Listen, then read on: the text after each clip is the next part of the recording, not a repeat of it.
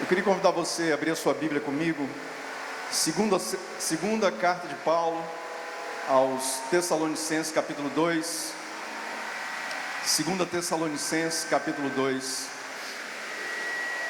Irmãos, essa noite foi uma noite muito difícil para mim, uma madrugada muito difícil. Eu prestei muita atenção no que foi falado aqui durante a introdução do momento de louvor. O irmão que estava ministrando louvor, ele citou pelo menos umas 2 vezes. Depois o Rogério citou também a palavra guerra, batalha, e foi exatamente isso que eu senti nessa madrugada. E quando pela manhã eu acordei, eu entendi que essa guerra no espírito, porque o nosso corpo ele repousa, ele dorme, mas o nosso espírito ele não dorme, ele está atento, e nós estamos guerreando. E eu me vi acordando nessa noite pelo menos umas 2 vezes orando em línguas, e eu entendi pela manhã, quando eu acordei, que dizia respeito ao que Deus está fazendo aqui nesse lugar.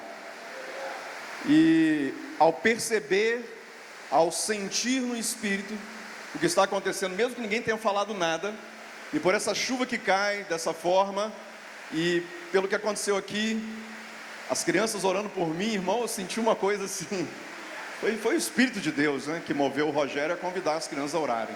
Então não tem dúvida nenhuma, porque a Bíblia diz que da boca dos pequeninos é que suscita o perfeito louvor. Aleluia. Deus está aqui nesse lugar, irmãos. Deus está acampado aqui. Acho que a palavra ideal é Manaim, lugar do acampamento dos anjos de Deus.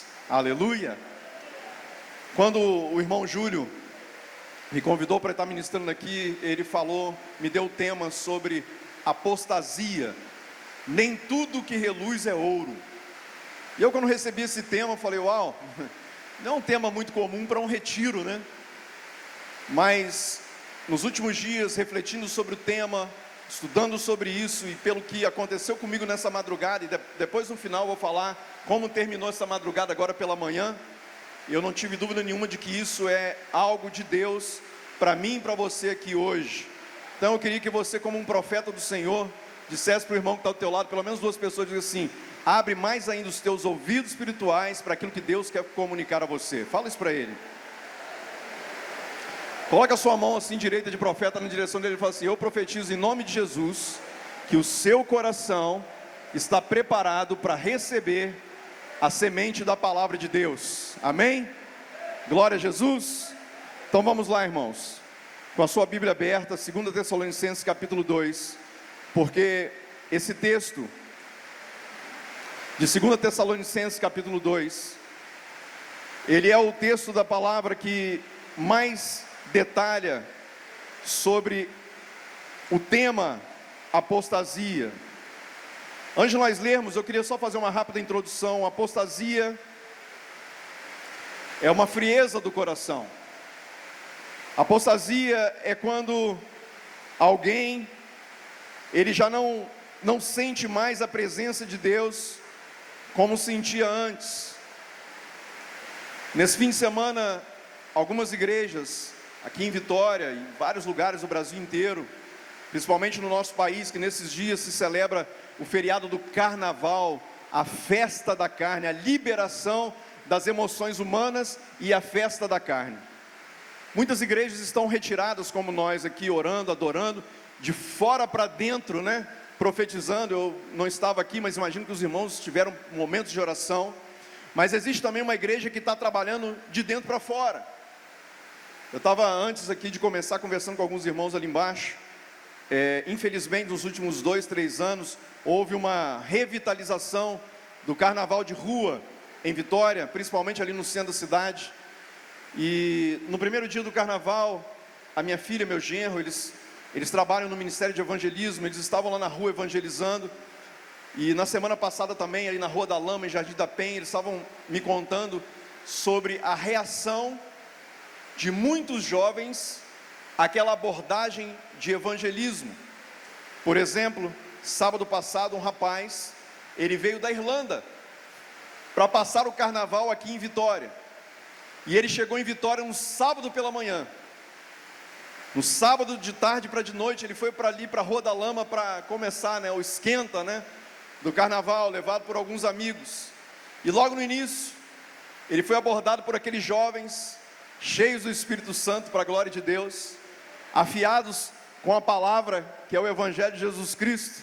E logo quando ele estava começando a celebração dele lá, ele ouviu o Evangelho. Esse rapaz entregou a vida para Jesus e domingo estava no culto. Se é para Jesus, pode aplaudir mais forte, amém, irmãos?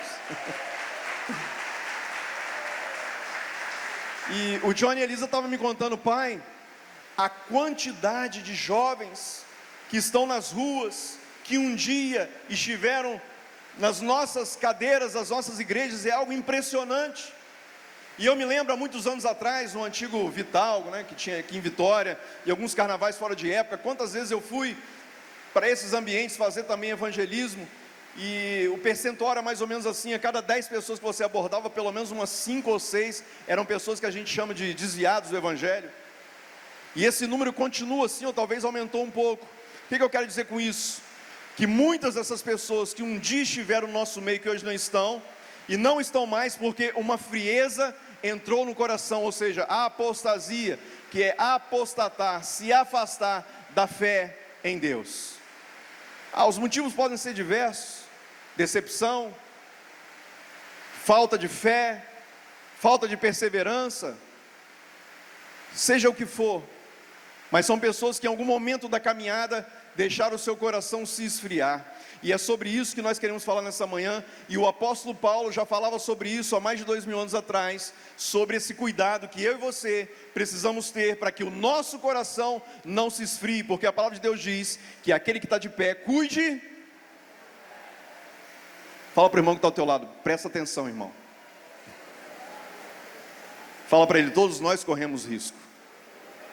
Vamos ler a palavra de Deus? Quem achou, diga amém. 2 Tessalonicenses capítulo 2, a partir do verso 1. Porque vós, irmãos, sabeis pessoalmente que a nossa estada entre vós não se tornou infrutífera, mas apesar de maltratados, ultrajados em Filipos, como é do vosso conhecimento, tivemos ousadia e confiança em nosso Deus, para vos anunciar o Evangelho de Deus em meio a muita luta. Pois a nossa exortação não procede de engano, nem de impureza, nem de se baseia em dolo. Pelo contrário, visto que fomos aprovados por Deus, a ponto de nos confiar Ele o Evangelho, assim falamos, não para que agrademos a homens, e sim a Deus, que prova o nosso coração. A Deus, disso é testemunha. E também jamais andamos buscando glória de homens, nem de vós, nem de outros, embora pudéssemos, como enviados de Cristo, exigir de vós a nossa manutenção. Todavia nos tornamos carinhosos entre vós, qual ama que acaricia os próprios filhos. Assim, querendo-vos muito, estávamos prontos a oferecer-vos não somente o Evangelho de Deus, mas igualmente a própria vida, e por isso vos tornaste muito amados de nós, porque vos recordais, irmãos, do nosso labor e fadiga, e de como noite e dia, labutando para não vivermos à custa de nenhum de vós, vos proclamamos o Evangelho de Deus. Vós e Deus sois testemunhas do modo que piedosa, justa e irrepreensivelmente, da maneira como pais a filhos, cada um de vós exortamos, consolamos, admoestamos, para viverdes por modo digno de que vos chama para o seu reino e glória. Aqui Paulo faz uma introdução nesse capítulo falando sobre a forma de atuação, a pregação do Evangelho e a sinceridade do coração da pregação desse Evangelho de Cristo. Continuando no verso 13. Outra razão ainda temos nós, para incessantemente dar graças a Deus, e que tendo-vos recebido a palavra que de nós ouvistes, que é de Deus, acolheste não como palavra de homens, e sim como em verdade é a palavra de Deus, ao qual com efeito está operando eficazmente em vós que credes, tanto assim como também procedeste da parte dos vossos patrícios, as mesmas coisas que eles por sua vez sofreram dos judeus, os quais não somente mataram o Senhor Jesus e os profetas, como também nos perseguiram e não agradaram a Deus, e são adversários de todos os homens, a ponto de nos impedirem de falar aos gentios, para que sejam salvos, a fim de irem enchendo sempre a medida dos seus pecados. A ira, porém, sobreveio contra eles definitivamente. E aí, a partir do verso 17, Paulo começa a falar sobre as lutas e as dificuldades que eles enfrentam diante da pregação do Evangelho, principalmente por causa da frieza do coração daquelas pessoas que eram alvo dessa pregação.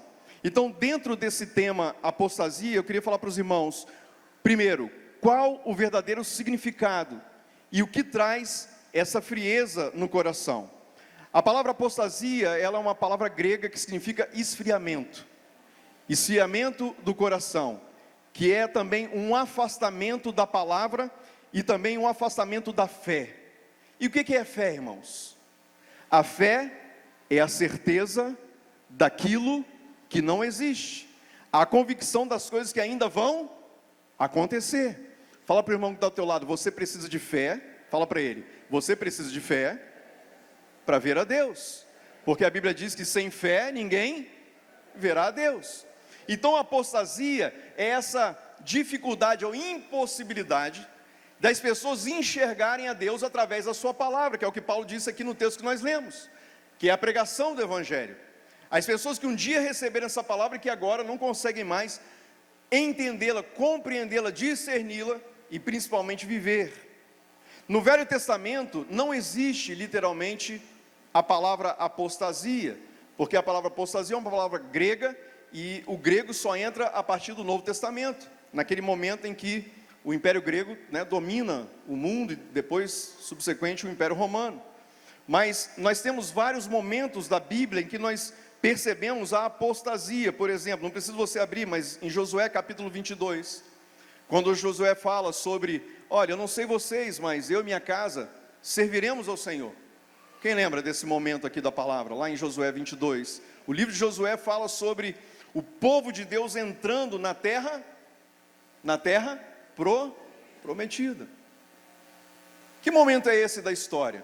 Moisés, o grande líder de Israel, que quando, no terceiro momento da vida dele, porque a vida de Moisés é separada em 3 momentos de 40 anos, do 0 aos 40 anos, o momento onde Moisés nasce, ele é lançado no rio Nilo, e ali ele, aquele cesto de betume vai parar no quintal da casa de Faraó, ele é literalmente adotado pela filha de Faraó, ele é criado em toda a cultura do Egito até os seus 40 anos de idade.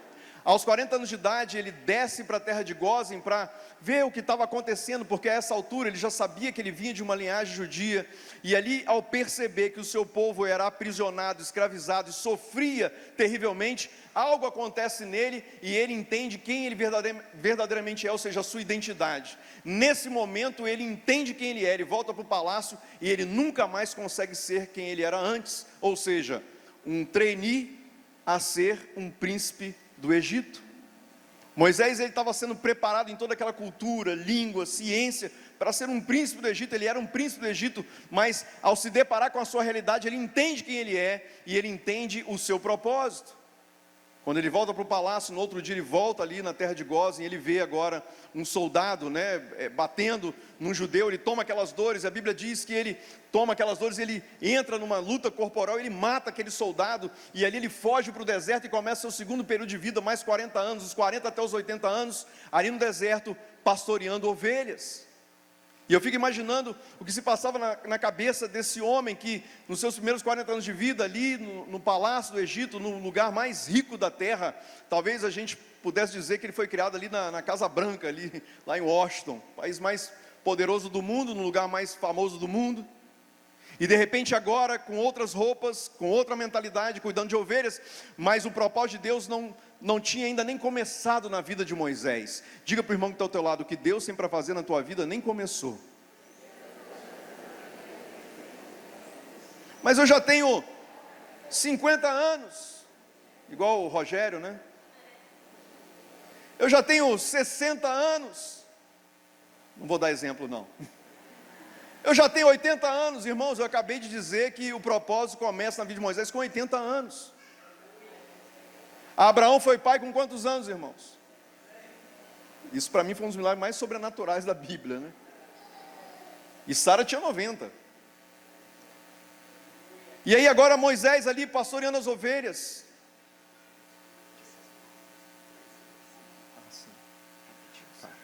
Irmãos, a chuva baixou, As crianças de 4 a 12 anos, se quiserem descer, eu acho que...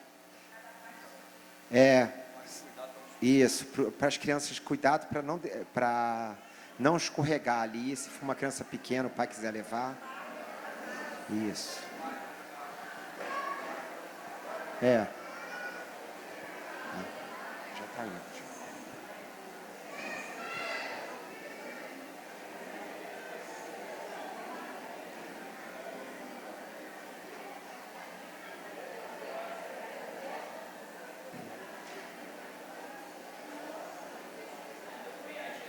Glória a Deus.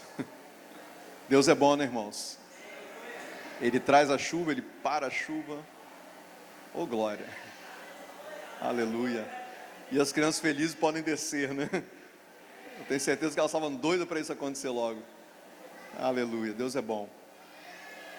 Mas como eu estava dizendo, irmãos, então ali aos 80 anos de idade, pastorando aquelas ovelhas, fazendo a mesma coisa como ele fazia todos os dias, de repente, naquele dia algo diferente acontece, ele vê uma sarça ardendo, mas não se consumindo. A sarça arder no deserto é a coisa mais comum, sol de 45, 50 graus, ela entrar em combustão é a coisa mais comum até hoje, isso acontece. Mas naquele dia Moisés viu algo que ele nunca tinha visto, aquela sarça, ela pegava fogo, mas ela não se consumia, aquilo chamou a atenção. Todas as vezes que Deus quer nos chamar a atenção, Ele coloca diante de nós algo sobrenatural. Eu quero profetizar em nome de Jesus, que aqui nesses dias, Deus vai te trazer algo sobrenatural para chamar, capturar a sua atenção, para que você volte seus olhos para Ele. Amém? E aí Moisés, ele vendo aquela cena, ele se aproxima, e nós conhecemos a história. Moisés, tira as sandálias dos seus pés, que o lugar que você está é um lugar santo, é um lugar separado, é um lugar diferente. Esse é o ambiente da glória de Deus, esse é o ambiente para o qual Deus nos atraiu, esse é o ambiente para o qual Jesus morreu naquela cruz, derramou o seu sangue para que nós estivéssemos. Esse é o ambiente onde nós estamos, amém, irmãos? Esse ambiente aqui que nós estamos, na presença, diante de Deus, o fogo, a glória, a unção, a presença do Senhor. Foi para esse ambiente que Moisés foi chamado. O que é apostasia? A apostasia é você entrar nesse ambiente e por algum motivo você sair desse ambiente. O que aquelas pessoas estão fazendo perdidas lá nas ruas de Vitória, espalhadas pelo Brasil inteiro? Aqueles que um dia estiveram aqui nesse ambiente, por algum motivo eles saíram do ambiente da presença de Deus, mas ainda uma palavra de Deus para essas pessoas, e eu creio em nome de Jesus que cada um deles será recuperado, será trazido de volta. Você pode comigo em nome de Jesus profetizar em nome de Jesus, cada jovem, cada criança, cada adolescente, cada homem, mulher, família que um dia esteve nesse ambiente e agora está afastado, que a sarça possa arder e que possa chamar essa pessoa de novo de volta para o ambiente da presença de Deus. E aqueles que creem dizem amém. Aquilo que nós ligamos na terra é ligado no céu. Amém, irmãos? Moisés então, ao entrar naquele ambiente, ele entende o seu propósito. Mas eu não quero falar sobre a vida de Moisés aqui, porque nós conhecemos a história. Moisés então, com muita dificuldade, ele volta ao Egito, e ali ele começa a pregar a palavra, porque a palavra é uma palavra de libertação. O Evangelho de Jesus Cristo é uma palavra, uma boa nova de libertação. Aleluia. O que é apostasia? Quando a pessoa é salva por Jesus Cristo, ela entra nesse ambiente da salvação, e quando ela sai desse ambiente, ela perde essa condição. Ela sai dessa condição da proteção e ela é desprotegida. E era isso que Moisés desceu para o Egito dizer: olha, deixa eu falar algo, há 300 anos, vocês estão aqui nessa terra escravizados, mas há uma promessa de Deus, aliás, há uma aliança de Deus com 3 homens, Abraão, Isaque e Jacó. E a aliança que Deus fez com esses homens, ela é inquebrável, ela é eterna. Ela aconteceu há centenas de anos atrás, mas Deus não se esqueceu, porque Deus não é homem para que minta, nem filho do homem para que minta, nem se esqueça. Aquilo que Deus falou, Ele há de cumprir. Amém ou não amém, igreja? Então Deus se lembra da sua palavra pelo clamor do povo. Todas as vezes que o povo de Deus se junta e clama, Deus age do céu, seja com chuva, com raio, com relâmpago, com tudo. Deus manifesta a sua glória em sinais, milagres, maravilhas, sentimentos, sensações, poder, quando o povo de Deus clama diante da presença dEle.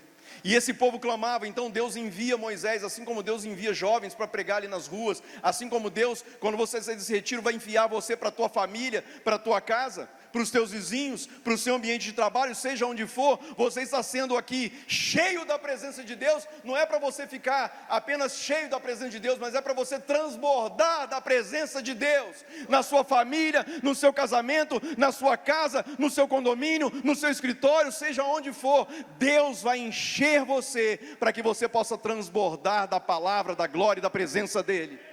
Aleluia!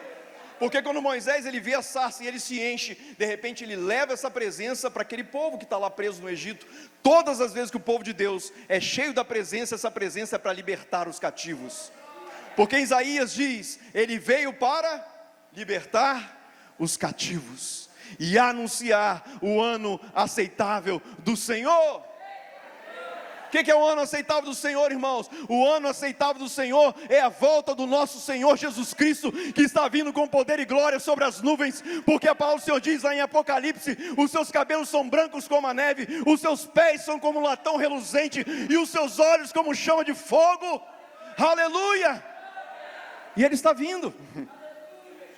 Você pode levantar sua mão e dizer assim, ora vem Senhor Jesus, Maranata. Ora vem Senhor Jesus, Maranata. E a igreja e o Espírito e a noiva dizem, vem Senhor Jesus. Aleluia. Esse é o clamor da igreja. E assim como Moisés, nós somos aqueles que estão levando essa palavra ao povo que ainda continua escravizado, debaixo de uma cadeia chamada apostasia, frieza do coração. E o que é que nos mantém ainda firmes, irmãos? É exatamente momentos como esse. Vir para um lugar, um ambiente como esse, vai dar para você um combustível para você rodar aí diversos e centenas e milhares de quilômetros.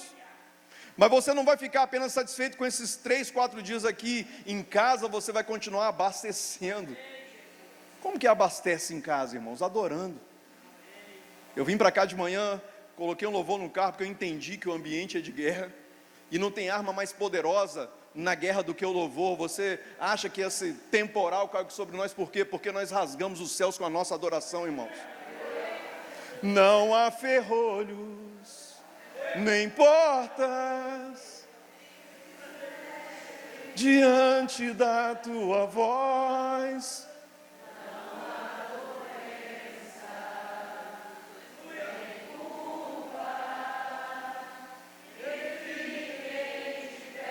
Diante de nós, e a tempestade, oh glória,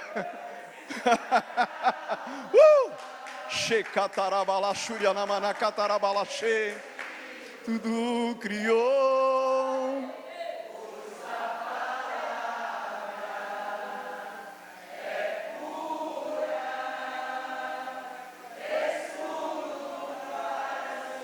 Ele crê. Dê um aplauso a Jesus, irmãos. Aleluia. Louvado seja o nome do Senhor. E então, no Velho Testamento, nós presenciamos vários momentos onde o povo se afasta da presença, e Deus levanta profetas, homens e mulheres, para liberar a palavra, porque a palavra de Deus, ela quebra o jugo, ela despedaça os ferrolhos, ela despedaça os grilhões, ela quebra as cadeias. E ao ouvirem essa palavra, as pessoas elas retornavam para a presença de Deus. Citei aqui esse momento de Josué, mas tem vários outros momentos que nós presenciamos, como em Crônicas, capítulo 29, aliás, o livro de Crônicas, 1ª, 2ª Crônicas, 1ª e 2ª Reis, você vê lá, e um rei nascia, e ele tomava posse, e de repente, aquele rei, ele servia a Deus, ele era bom, e aí o povo ia para a presença. Mas de repente, aquele rei, por algum motivo, ele se afastava, ele morria, e esse povo se afastava da presença. E aí vinha um novo rei que era mau, e o povo continuava afastado da presença. De repente Deus, pela sua misericórdia, levantava um novo rei, temente a ele, e o povo voltava para a presença. Então era sair e voltava da presença, por causa da atitude de algumas pessoas, debaixo da atitude de alguns homens. Isso significa, irmãos, que quando nós temos a atitude certa, e nós somos movidos pela palavra de Deus, não somente nós nos firmamos na presença, mas nós influenciamos pessoas a estarem também na presença de Deus. E aí nós chegamos no Novo Testamento, e aí sim a gente vê a apostasia, não apenas as atitudes e o movimento, mas a palavra se cumprindo de uma forma muito cabal. E nesse texto que nós lemos, a gente vê como que Paulo, ele denuncia, primeiro, a palavra verdadeira que é pregada, e segundo, como que algumas pessoas veem, se deparam diante dessa verdade. No Novo Testamento, a palavra apostasia é utilizada originalmente, principalmente duas vezes, em Atos capítulo 21, versículo 21, se você quiser acompanhar na sua Bíblia, pode abrir, Atos capítulo 21, verso 21, quando Paulo é acusado de ser um apóstata. Olha que interessante, porque Paulo, ele era um judeu, aliás ele era um fariseu, aliás ele foi treinado, ele foi ensinado, ele era estagiário de um homem chamado Gamaliel, que era o maior, de todos os rabis daquela época, um judeu conhecedor profundo da palavra. E Paulo, ele estudava, como a Bíblia diz, aos pés de Gamaliel. E Paulo, ele como fariseu dos fariseus, membro do Sinédrio, como ele dizia, ele tinha um zelo profundo por aquilo que ele entendia que era a palavra, principalmente o que nós conhecemos hoje como o Velho Testamento, as palavras de Deus ali naquele momento da história, liberadas àqueles patriarcas, aos homens de Deus, e ele era zeloso quanto a isso. E de repente, por causa do seu zelo, quando ele percebe que o evangelho é pregado, ele começa junto com todos os membros do Sinédrio, os fariseus, a perseguir os cristãos. E a gente vê ali logo no início do livro de Atos, nos primeiros capítulos, quando a igreja ela começa a se expandir, como a palavra de Deus diz, de casa em casa, compartilhando pão e levando o evangelho, e a palavra de Deus, ela como um fogo no mato seco, ela começa a se espalhar pela cidade de Jerusalém. De repente, Paulo e muitos fariseus começam a perseguir esses cristãos, que agora viram um movimento assim, quase que incontrolável. Há aquele momento, por exemplo, que Pedro, Tiago, João e alguns outros apóstolos pregando o evangelho em Jerusalém, eles são presos e eles são inquiridos a não pregarem mais aquele evangelho, aquela palavra, e Pedro se levanta e diz: olha, entre obedecermos a vocês e a Deus, nós obedecemos a Deus.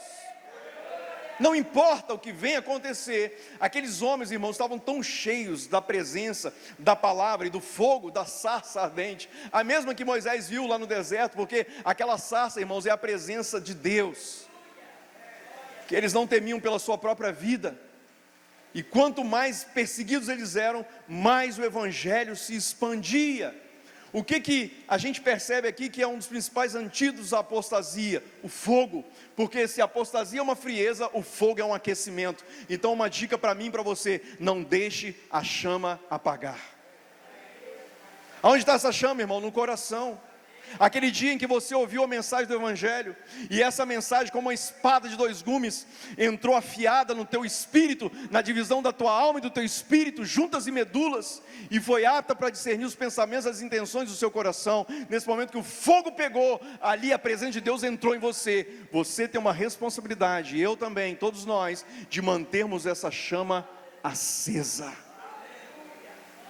alimentando essa chama. Se eu pego uma vela aqui agora, eu não sou nenhum professor de física não, irmãos, mas eu sei que se eu pegar uma vela aqui agora e eu tapar, abafar essa vela, ela apaga. Sabe por quê? Porque falta oxigênio. Feche seus olhos só por um instante. Só por um instante, feche seus olhos. Eu quero ministrar algo profético no seu espírito. O que é o oxigênio do cristão? A Bíblia diz, Jesus diz, que aqueles que são nascidos do Espírito são como um vento, oxigênio, ar. Ninguém sabe para onde vão ou para onde vai. Por quê? Porque eles são nascidos do Espírito. Então o que é o oxigênio do crente? É a presença do vento, representada pelo Espírito Santo de Deus na nossa vida.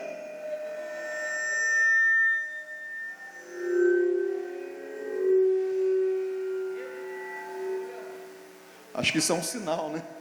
É o vento. É essa presença do vento de Deus que sopra e que oxigena o nosso espírito. Porque um crente sem oxigênio ele apaga. Por que tem milhares de pessoas hoje perdidas lá fora nas ruas, celebrando o carnaval? Eles estão ali pulando, celebrando o carnaval, porque eles não têm mais a presença, e porque eles estão procurando um meio paliativo, alternativo, de terem alegria, mas a verdadeira alegria é tão somente pela presença de Deus. Não precisamos de um cigarro de baseado, um pó de cocaína, não precisamos de uma dose de cachaça ou de uísque para ficarmos alegres. Nós só precisamos da presença do Espírito Santo, do vento do Espírito Santo queimando, oxigenando as veias do nosso espírito. Uma pessoa também, se falta oxigênio no sangue, ela tem um infarto, ela morre, mas se oxigena, ela vive, porque o sangue é vida, e o sangue é alimentado pelo oxigênio, e o crente é alimentado pelo oxigênio, que é o vento e a presença do Espírito Santo. Então você que está cheio do Espírito Santo, coloca a mão no ombro do teu irmão e fala para ele assim: seja cheio do Espírito Santo, meu irmão. Aleluia. Seja cheio pelo vento. Irmãos, nenhum de nós é super-homem, nem Mulher Maravilha. A gente é humano, a gente passa lutas, a gente passa provações. Às vezes à noite começa a nossa vida e parece que a gente vai morrer, parece que a gente não vai suportar. As letras dessas canções que nós cantamos, né, se você presta atenção, você vê igual o Salmo, né, o salmista dizendo: andei pelo vale da sombra da morte. O Salmo 23 começa tão lindo, né? O Senhor meu pastor e nada me faltará, deitar-me faz em verdes passos, guia-me para junto das águas tranquilas. Mas ele continua dizendo: mas ainda que eu ande pelo vale da sombra da morte. Às vezes a gente pensa que a nossa caminhada com Deus, na presença de Deus, vai ser só sarça ardendo, glória, nébias, alegria, vitória, milagre, aleluia, tem tudo isso, amém ou não amém? Mas também tem luta, também tem perdas, também tem escassez, também tem falta, também tem aquela sensação de agonia, que o salmista diz, o vale da sombra da morte. Hoje a ciência, estudando os salmos, ela percebe que muitos salmistas, eles flertaram com a depressão, com a síndrome do pânico, as palavras modernas que a psicologia hoje usa. Esses homens enfrentaram, eles foram menos santos por isso? Não, porque todo homem e mulher de Deus enfrenta luta. Todo homem e mulher de Deus enfrenta dificuldades, falta de dinheiro, boletos atrasados de vez em quando, porque nós somos humanos, irmãos, e a Bíblia diz que no mundo nós passaremos por aflições. Diga para o irmão do teu lado: você vai passar por muito perrengue ainda, irmão. Fala para ele: tem muito perrengue te esperando, tem muito perrengue, tem muita dificuldade. Olha, você vai passar por momentos, você vai botar a mão na terra e vai dizer assim: meu Deus, e agora? Quem poderá me defender? Chapolin Colorado não, Jesus Cristo de Nazaré. Aleluia. No mundo terei, se fosse os irmãos do Nordeste, falaria: no mundo terei perrengue, mas na reia não, confia nele, porque ele cuida de você. Aleluia. Jesus está do nosso lado. Eu amo aquela parábola, aquela história que muitos de vocês já devem ter ouvido, né? Pegadas na areia. Quem aqui já ouviu?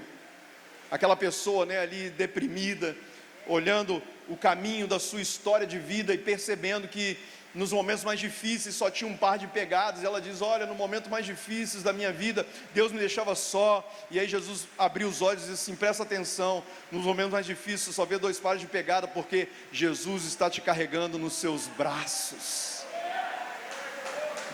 Aleluia. Se esse aplauso é para Jesus, ele pode ser mais forte, amém, igreja? Porque é para Jesus. Aleluia.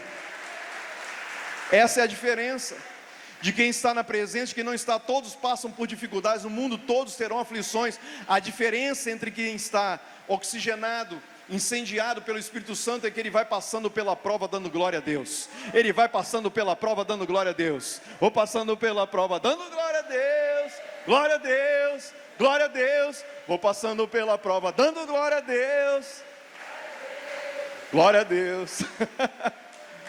Essa é a vida do crente, irmão. Está chorando, louve. Está sofrendo, louve. Essas músicas são maravilhosas. Eu só lembro delas na hora que eu estou pregando. É o Espírito Santo, irmão.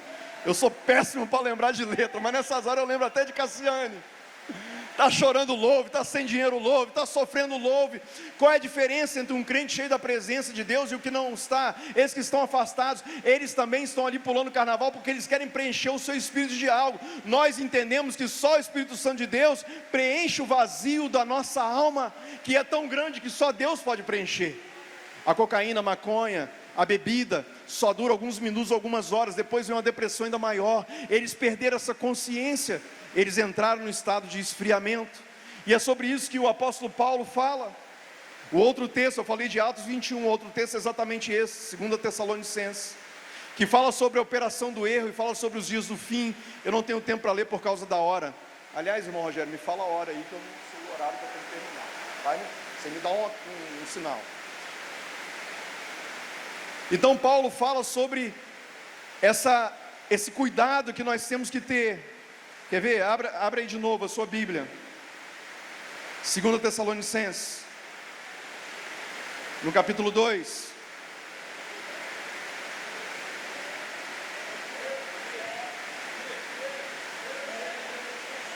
Segunda, eu falei primeira? Eu falei errado, né? E eu li errado também? Irmãos, eu só fiz isso para ver se você estava prestando atenção. Eu pensei assim, irmão, estão tudo desatentos por causa da chuva. Eu vou falar o texto errado para ver se vocês estão ligados. Mas o texto certo é segunda mesmo, tá? É 2 Tessalonicenses capítulo 2. Amém, queridos? Eu fiz igual o Ronaldinho Gaúcho, eu olhei para um lado e chutei para o outro, né? Presta atenção. A partir do versículo 7, 2 Tessalonicenses capítulo 2.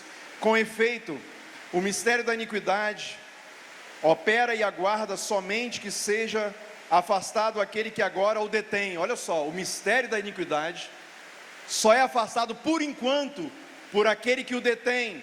Verso 8. E então será de fato revelado o iníquo, a quem o Senhor Jesus matará com o sopro da sua boca, e o destruirá pela manifestação da sua vinda. Verso 9. Ora, o aparecimento do iníquo é segundo a eficácia de Satanás, com efeito, com poderes, sinais e prodígios, e mentira. Verso 10. E com todo engano de injustiça aos que perecem, porque não acolheram o amor da verdade para serem salvos. E por esse motivo, pois, que Deus lhe manda a operação do erro, para darem crédito à mentira, a fim de serem julgados todos quantos não deram crédito à verdade. Antes, pelo contrário, deleitaram-se com a injustiça. Olha a denúncia que o apóstolo Paulo faz para esse tempo.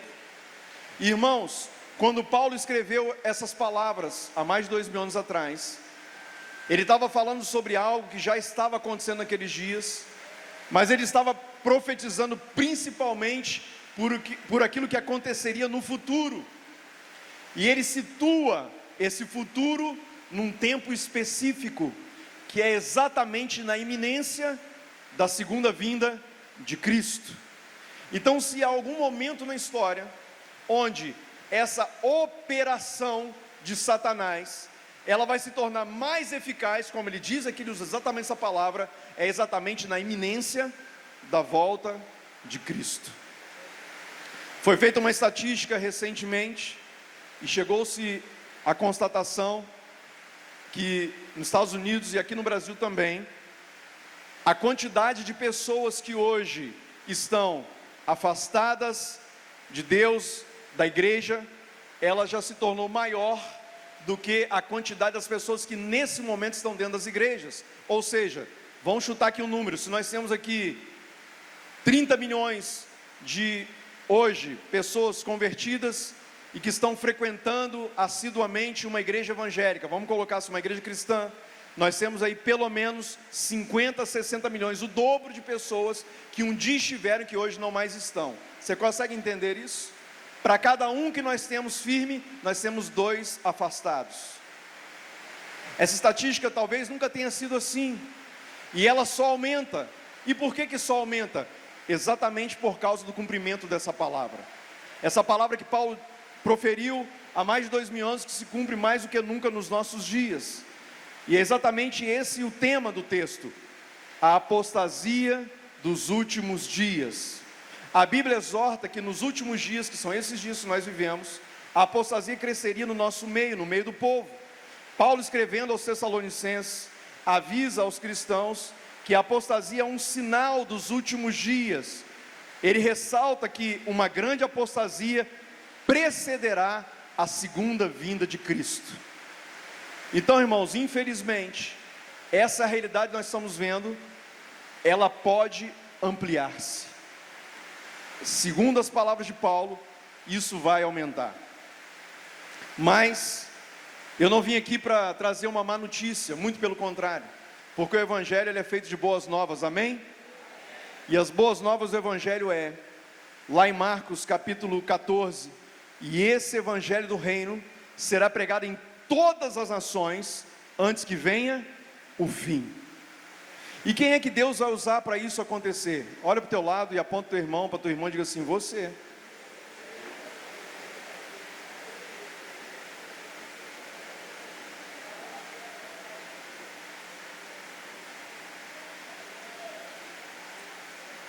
E nesse momento que nós estamos vivendo, onde essa arma eficaz, como diz o texto, de Satanás, para enganar a igreja, e talvez por isso me deram esse tema, apostasia, nem tudo que reluz é ouro. E aí eu me lembro daquele texto da palavra que diz assim: olha, o diabo, Satanás, ele se veste até de anjo de luz. Para quê? Para enganar os próprios crentes, os eleitos de Deus.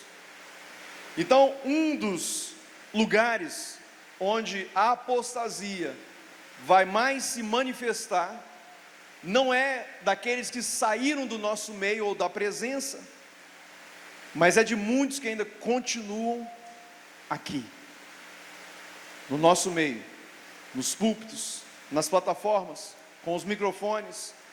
E hoje mais do que nunca, e talvez por isso que Paulo profetizou para esses dias, porque nunca a apostasia poderia ter crescido tanto se não fosse um mundo de influenciadores.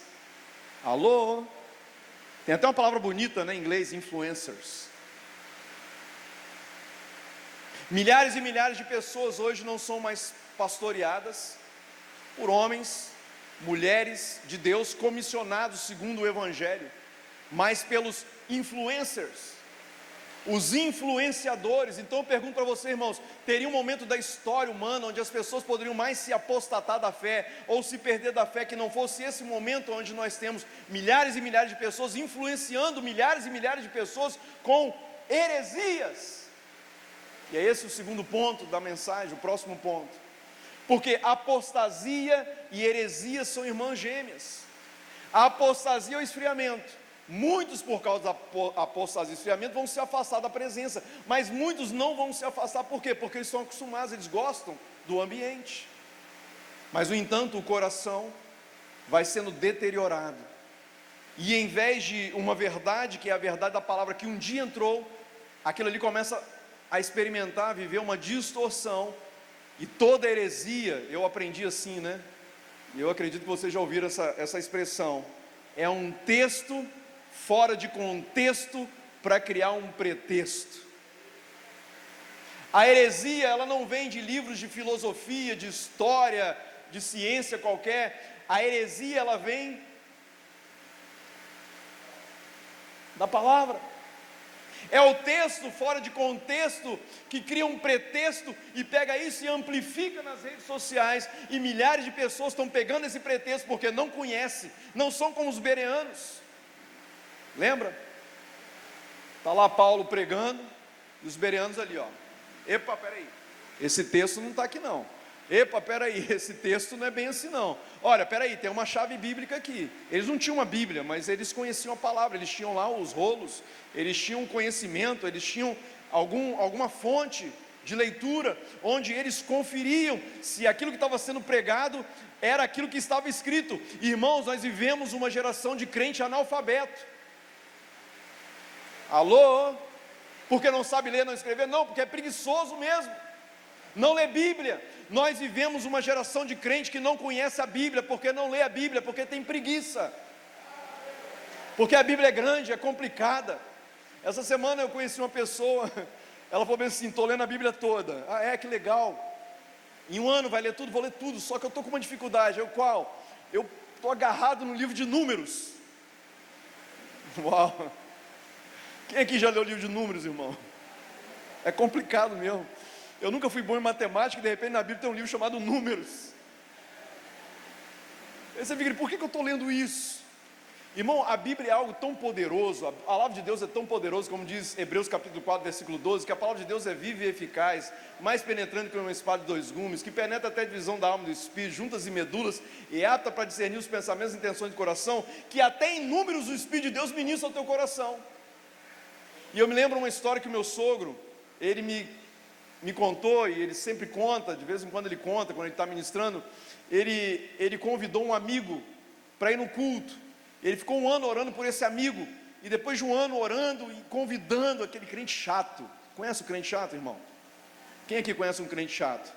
Quem aqui é um crente chato, levanta a mão. Vai lá, os crentes chatos, levanta a mão. Crente chato é missionário, irmão, é cheio do Espírito Santo. Cadê os crentes chatos aí? Crente chato é aquele que não descansa. É crente chato, a gente tem que ser crente chato. Fala para o teu irmão assim: que Deus derrame sobre a tua vida a unção de um crente chato. Fala para ele: crente chato, enjoado, orando o tempo todo, convidando um amigo para ir na igreja, pregando o evangelho, vivendo a palavra. É o crente chato. Irmão, se não fosse um crente chato, eu não estava aqui com esse microfone na mão pregando para você. Louvado seja Deus pelos meus 3 amigos chatos, que ficaram me enchendo a paciência e me levar para a igreja, há 38 anos atrás. Se não fosse aqueles 3 amigos chatos, eu não estava aqui. Aleluia. Então você tem que ser um crente chato. Diz mais uma vez para o teu irmão: seja um crente chato, irmão. Enjoado, sem noção. Paulo diz assim: crente, você tem que ser sem noção, porque ele fala assim: prega o evangelho em tempo e fora de tempo. E aí o crente chega assim: não, aqui não é ambiente para isso. Paulo está dizendo para você ser sem noção, não interessa, seja meio autista, sai falando, não tem problema, seja sem noção, mas prega o evangelho em tempo e fora de tempo. Seja um crente chato, irmão. Não tem tempo nem fora de tempo para pregar o evangelho é para todo tempo, todo momento. Aleluia. Ô glória. Rogério, vai ter um monte de crente chato aqui agora, enjoado. E aí meu sogro falou que foi um ano orando por aquele amigo de trabalho. Depois de um ano, eu acho que aquele cara fez igual eu, né? Eu vou na igreja um dia para esse crente chato parar de encher o saco. Foi esse o meu pensamento. E aí eu fui e estou aqui até hoje, para a glória de Deus. Só que chegou no dia lá, o pastor chegou cheio da unção do Espírito Santo. Irmão, abra em Mateus, com aquele óculos, né, de pastor que não enxerga direito. Abra sua Bíblia em Mateus capítulo 1. Você já leu Mateus capítulo 1? É igual Números, né? Genealogia. E fulano gerou ciclano, que gerou Beltrano, que nasceu não sei quem, morreu não sei quem, gerou não sei quem. E meu sogro, pelo amor de Deus, tem um ano que eu estou orando para o cara vir na igreja. Chega nesse dia, o bendito do pastor vai orar sobre genealogia, pregar sobre genealogia. O que ele quer saber? Quem nasceu, quem morreu. No final da pregação, o pastor: quem quer aceitar Jesus? O amigo foi lá na frente. Eu quero Jesus, aleluia. E converteu. E meu sogro não entendeu nada. Quando terminou o culto, ele muito curioso, falou: rapaz, glória a Deus, você encontrou, eu encontrei Jesus e tal, aquele testemunho maravilhoso, mas curiosidade, o que fez você converter? Ele falou: rapaz, se a família de Deus é tão organizada que nasce um, morre outro, nasce outro e gera outro, eu quero entrar para essa família. É muito organizado. Todo mundo sabe quem é pai de não sei quem. Eu quero organização para a minha vida. Irmãos, a palavra de Deus, ela é viva e eficaz. Às vezes você não tem noção, mas ela entra. Então prega o evangelho, amém? Seja um crente chato, aleluia. Mas como eu estava dizendo, a heresia, ela anda de mãos dadas com a apostasia. E quando é que nós vamos estar imunes à heresia? Quando nós conhecemos a palavra. A própria Bíblia diz, quando o evangelho começou a ser propagado ali no livro de Atos, naquele momento, os apóstolos, eles começaram a se dedicar a algo especial. Quem lembra? A oração e a palavra. Por que a igreja precisa ter os presbíteros? E por que os presbíteros geralmente são esses caras que fazem luzes no cabelo? Que é luz, irmão, isso aqui não é cabelo branco, aqui é luz. Rogério tem o maior trabalho para ir no salão. Dá trabalho, não dá, Rogério? Fazer essas luzes, né? Umas 3 horas todo sábado, né? Isso é luz, irmão. Por que os presbíteros geralmente têm esse cabelo com luzes? Porque leva-nos a entender que são homens que perdem muito tempo, gastam tempo lendo a palavra, se dedicando ao conhecimento da palavra. Para quê? Para trazer algo saudável. Porque a apostasia é falta de saúde na palavra. Quando é que a apostasia e a heresia começa? Quando os pastores começam a ficar preguiçosos, quando os líderes começam a ficar acomodados. Eles pensam assim: eu já fiz teologia há 59 anos atrás, eu já sei tudo, não vai orar não, irmão, para ver o que vai acontecer. Não, há 30 anos eu ia para as vigílias, lá do monte, do fogo, do reteté, e agora? Agora eu estou cansado, estou com uma dor aqui, não dá para subir mais um monte, mora no monte de coberta, mas ora, irmão. Eu antigamente li a Bíblia toda, que foi a última vez, tem 25 anos, e agora? Agora já li tudo, né? Já conhece nada, irmãos, porque a Bíblia, a palavra de Deus, a misericórdia se renova a cada manhã, é todo dia. Quando o povo estava lá no Egito, quando eu estava falando de Moisés, a última praga, qual foi a revelação? Olha, pega o cordeiro, mata, pega o sangue, as pés no umbral da porta, o anjo da morte não entra. O que era aquilo ali? Uma renovação. E aqui eu já estou partindo para o fim dessa mensagem. Lembra que eu disse que eu passei uma noite inteira em batalha, agoniado, acordei umas 2 vezes em oração, e eu não estava entendendo, até que eu entendi que tinha a ver com isso aqui, com esse momento, esse ambiente. Eu caí meio de paraquedas, né? Os irmãos estão aqui desde que dia? Desde sábado, hoje é segunda. Então eu estou chegando aqui, né? Pousei aqui entre vocês, e a glória, a unção aqui, vocês aqui buscando o Senhor. Então eu creio que Deus já estava me preparando para esse momento, né? Para não chegar aqui tão despreparado. E eu entendo no meu espírito que Deus está ministrando. E aí de manhã, quando eu despertei, o Espírito de Deus falou ao meu coração. Eu me falo para eles que o maior antídoto contra a apostasia, entre outras coisas, é a aliança que o meu povo tem comigo. É a aliança que cada homem e mulher de Deus tem que ter com o Senhor. E baseado nesse tema, aliança, eu queria convidar você. Alguns a gente vai ler, outros a gente não vai ter tempo. Mas começa lá em Gênesis, no capítulo 6. Capítulo 6 do livro de Gênesis. Eu vou falar bem rapidamente sobre isso. É a primeira vez na Bíblia que a gente vê mencionada a palavra aliança, quando Deus manda Noé construir a arca. Deus diz para Noé: Noé, constrói um barco gigante, porque eu vou destruir o mundo com águas. Vai chover e vai destruir tudo. E Noé, ele não entendeu nada, porque a Bíblia diz que até aqueles dias nunca tinha chovido. Era só o orvalho, como a gente leu aqui do Monte Hermon, né? Como o irmão leu. Era só orvalho, não tinha chuva. Mas Deus diz: vai vir uma chuva torrencial e vai inundar tudo. E de repente Noé, ele começa junto com seus filhos, com sua família, a construir aquele barco. Imagina, irmão. Já viu aquele filme com Jim Carrey, né? Que ele é chamado, né, para construir o barco. É uma comédia, mas retrata, né, aquelas madeiras gigantes e tal. Aí daqui a pouco os bichos vêm, aquela coisa toda. E imagina, a Bíblia diz que Noé, ele ficou, se eu não me engano, foram 120 anos, né, construindo aquela arca. 120 anos. Agora imagina, Noé construindo aquilo, dia após dia, 10 anos, 20 anos, 30 anos, 50 anos, e nada, nenhuma gota, só o orvalho, construindo aquilo ali. E uma vez eu ouvi um pregador dizendo assim: olha, Noé levou 120 anos construindo uma arca, e Deus levou 120 anos construindo um Noé. Quem entendeu isso aqui? Quem tem ouvido para ouvir, ouça, né? Noé ficou 120 anos construindo um barco. Deus não poderia ter mandado só Miguel e Gabriel para dar uma ajudinha? Imagina Miguel e Gabriel lá, puf, pá, pá, relâmpago, faz o barco rapidinho. Mas não, era Noé ali no martelinho, né, na foicezinha, na chave de fenda ali construindo.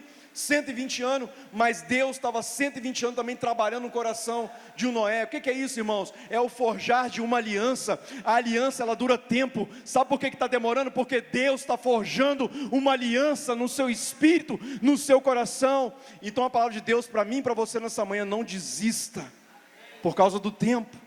O tempo é o que forja a aliança. Quando a chuva veio, o barco estava pronto, e a Bíblia diz que começa a chover, os animais já estão dentro.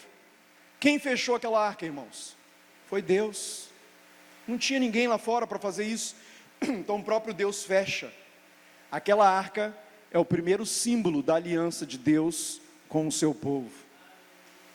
O que é uma arca? A arca é o lugar de proteção. O que é a igreja de Jesus? É uma arca, é um lugar de proteção. O que é uma arca? É um lugar de proteção e é uma aliança. Quando a água subiu e a arca começou a flutuar, depois de um ano as águas baixaram e a arca desceu, o que aparece no céu? O que normalmente aparece no céu depois de uma tempestade? Porque depois de uma tempestade vem a bonança, não é assim? O choro pode durar uma noite, mas a alegria vem pela manhã. Então é sempre assim. Depois vem um barulho, né? É sempre assim. Uma aliança, ela é construída em dificuldade. A vida com Deus é uma vida de luta e de lágrimas.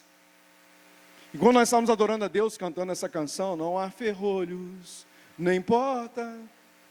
Sabe qual foi a primeira vez que eu ouvi essa canção, irmãos? A primeira vez na minha vida que eu ouvi essa canção foi em 2011. Eu e minha família, eu e minha esposa, Tati, Elisa, Isabela, minhas filhas, nós fomos para a Alemanha sermos missionários. E nós começamos uma igreja, um ajuntamento de pessoas, no centro de uma cidade chamada Munique, na Alemanha. E na primeira reunião daquela recém-formada igreja, 18 pessoas, um avivamento, Rogério. Alemanha, primeira reunião, 18 pessoas, avivamento. Jesus começou com 12, eu estava até melhor, né? É um igrejão. E aí as irmãs, a gente não tinha ninguém que tocasse nenhum instrumento, as irmãs pegaram lá um CD e colocaram para tocar e ver essa canção. Não há ferrolho, nem... E eu ouvindo aquilo ali, e de repente as lágrimas começaram a descer, porque a luta que foi para abrir aquela porta, começar aquele trabalho evangelístico ali no coração de uma das cidades mais apóstatas da Europa, pessoas frias, que você vai falar de Jesus, as pessoas olham para você e falam, Jesus, Deus, Bíblia, igreja, isso é coisa de antigo. Nossos pais lá, Lutero, eles acreditavam nisso, nós, não, a gente acredita na ciência. Então imagina, ficar ali 3 meses para de repente começar esse trabalho, no meio daquela dificuldade, aí essa canção ela virou nosso hino. Todo domingo aquelas irmãs botavam essa música lá no CD, e essa música virou nosso hino, não há ferrolho, não importa, e a gente levantava a mão e adorava, e a cada domingo Deus ia acrescentando, mais 1, mais 2, mais 10, e foi crescendo. E aquele trabalho durou, debaixo da nossa coordenação, minha e da minha esposa, 3 meses apenas. Não dá tempo de eu contar os detalhes, mas depois de 3 meses nós fomos literalmente expulsos daquela cidade. E saímos ali debaixo de lágrimas. Nossas filhas foram na frente, 800 quilômetros, elas viajaram sozinhas de trem. A Elisa tinha 12 anos, a Isabela 8 anos de idade, com malas maiores do que elas, para alguém na outra estação, 800 quilômetros depois receber. Nós ficamos ali, 3 dias depois nós fomos, uma luta, irmão. Eu me lembro num dia que a gente saiu daquela cidade de trem, depois que os nossos filhos tinham ido, eu e Tati olhando pela janela, o trem saindo, igual um filme, a gente chorava, de tristeza, porque aquele trabalho, por causa de algumas situações que um dia eu conto para os irmãos, ele aparentemente tinha acabado. E fomos embora para uma outra cidade, no norte da Alemanha, fazer um outro tipo de trabalho. 2 anos depois, quando eu achava que aquele trabalho realmente tinha acabado todo, eu volto naquela cidade, onde eu disse assim, nunca mais eu piso aqui. Eu falava para mim, talvez como Moisés diz, nunca mais volto no Egito. E eu falo, nunca mais eu piso nessa cidade. 2 anos depois, por um propósito divino, sobrenatural, Deus nos levou lá. Quando eu cheguei lá, um irmão liga para nós, um angolano, naturalizado alemão, e fala assim, eu preciso falar com você. E ele vem até nós e nos sentamos numa mesa, eu, ele, minha esposa e uma irmã, e ele começa a chorar compulsivamente, ele diz assim, olha, aquele trabalho que vocês começaram 2 anos atrás, debaixo de muita luta, que nós estávamos ali presentes, esse irmão, ele voltou para Jesus naquele tempo, ele estava 10 anos afastado, nós pregamos o evangelho, ele voltou, a apostasia saiu do coração dele, ele queimou novamente, E nós fomos embora, ele falou, mas eu não parei. Eu continuei reunindo as pessoas na minha casa. E 2 anos depois, agora, eles eram um grupo de 80 pessoas, reunidos no saguão de um hotel para a glória de Deus, uma igreja. Aleluia! Uma arca. Eu estava construindo uma arca, mas Deus estava construindo o Elmir. Eu não entendi o projeto de Deus, assim como não entenderam o projeto de Deus quando Jesus morreu. Quem já assistiu aqui Crônicas de Nárnia? Lembra, a feiticeira negocia, e o leão se entrega, ali é Jesus, e ele é morto, e todos ficam frustrados, decepcionados, como os discípulos, saem um por um, ninguém entendia nada, Jesus naquela cruz, o cara que veio para salvar a humanidade, de repente está pregado, sangrando, com a coroa de espinho na cabeça, ninguém entendia nada, mas Deus estava estabelecendo uma aliança. A aliança é feita com lágrimas, irmãos, a aliança é feita com sangue, a aliança é feita com perdas, com lutas, com muita tristeza. Então, se você é crente em Jesus, está passando por situações difíceis, saiba, Deus está forjando em você uma aliança, e é essa aliança de fogo, que vai fazer você permanecer firme até o fim.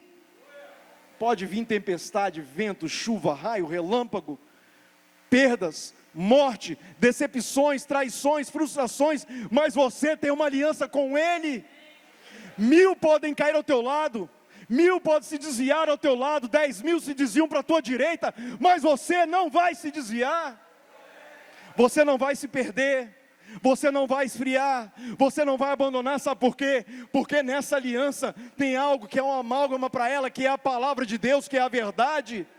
Jesus disse, eu sou o caminho, a verdade e a vida, e ninguém vem ao Pai a não ser por mim. É essa aliança que Deus construiu dentro de você.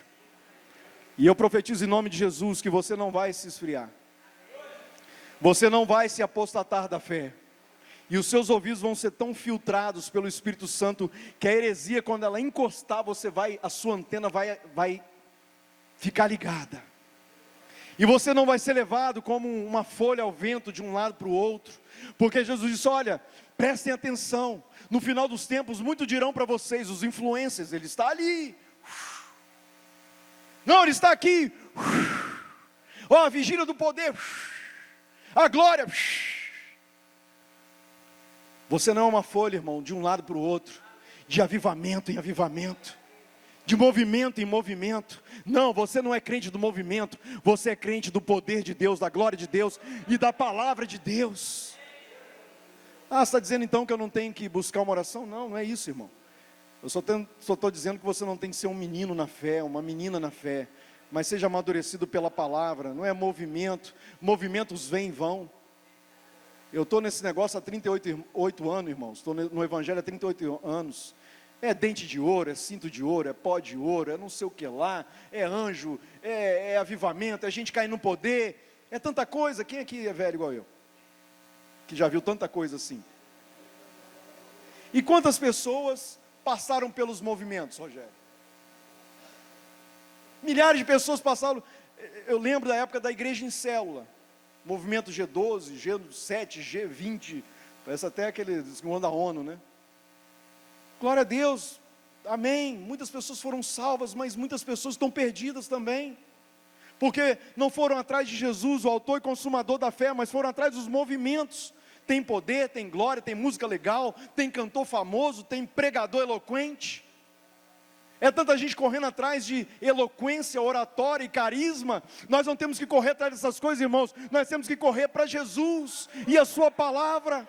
O que é que vai nos manter de pé nesse tempo onde a apostasia vai arrastar multidões para fora da presença? É a palavra. Ah, ele está ali, ele está lá, está colado, ele está em lugar nenhum, porque o reino de Deus não está lá, nem acolá, nem em lugar nenhum, porque o reino de Deus está dentro de vós, é aqui dentro. 120 anos construindo uma arca, mas Deus 120 anos construindo Noé. Tem quanto tempo que você está na presença de Deus? Esses anos todos Deus está forjando em você uma aliança. Aleluia!